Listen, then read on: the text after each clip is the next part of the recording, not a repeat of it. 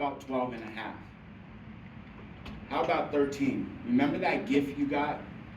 But remember you were still not old enough to play with the other kids. The anticipation for your next birthday, isn't that a great feeling?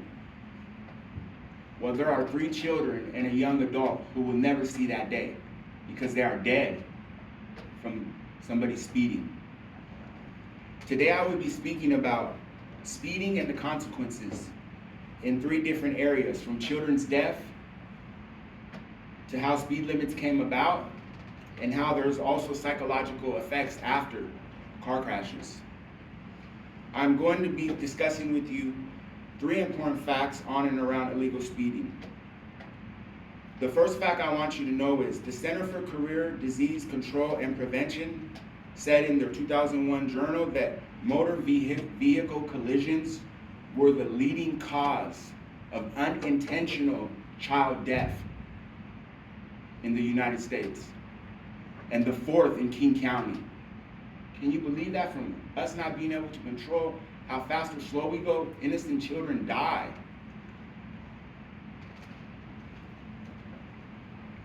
Children's aged from 1 to 17 was found to be the leading cause of children death in King County. Motor vehicle or traffic related deaths can occur within drivers of vehicles, passengers of vehicles, pedestrians, bicyclists, or other rollers. Child Death Review, which is the CDR, is a process that works to understand child death in order to prevent harm to other children and identify modifiable risk factors to develop recommendations that aid in program and or policy development to eliminate or prevent motor vehicle deaths in King County.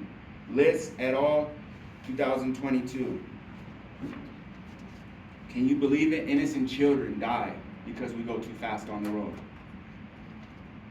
Now that we are on the subject of speeding, let's talk about how the speed limit has changed over time, but not for the better.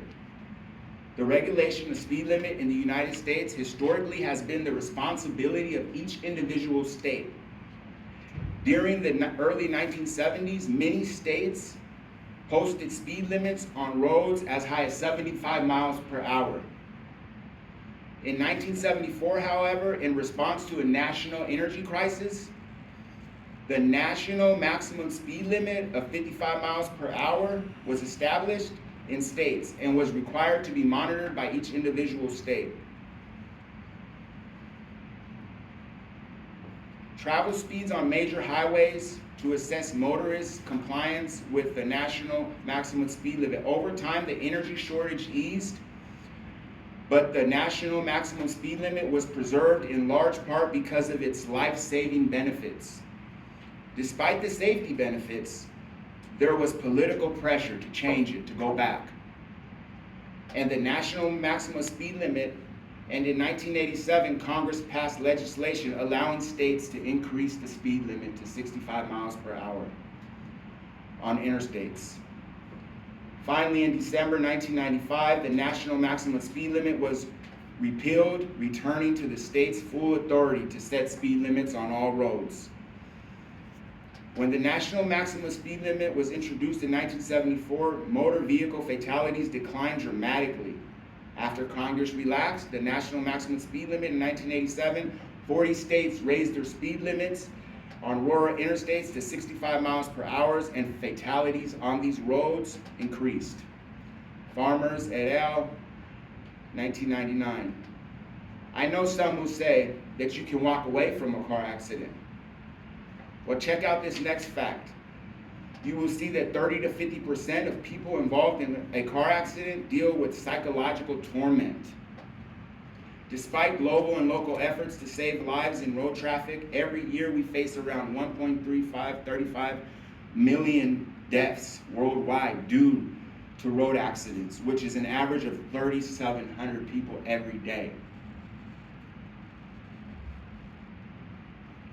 Additionally, over 50 million people suffer from injuries as a result of road traffic accidents yearly, currently being the 3rd leading cause of disability. Growth in numbers of motorized vehicles and the frequency of their use around the world only aggravates these problems.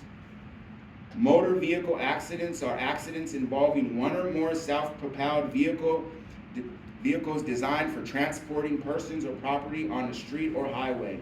In addition to physical wounds, significant psychological problems, disabilities, and deficits in self-reported health.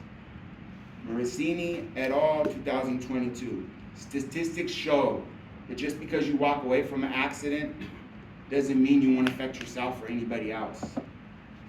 Now that we covered psychological effects of a car accident, let me brief you quickly on what I spoke about.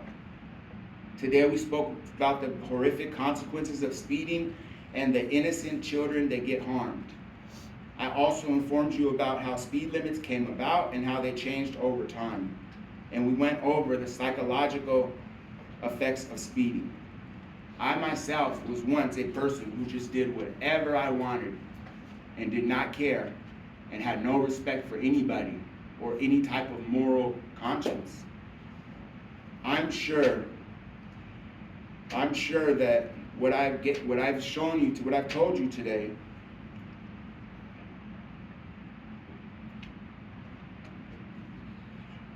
as I said in the beginning, just remember the 12-year-old named Elosa, or remember the 13-year-old named Tilly, or her friend, 13-year-old Buster Brown, and how they will never see their next birthday. Because a person just did whatever they wanted.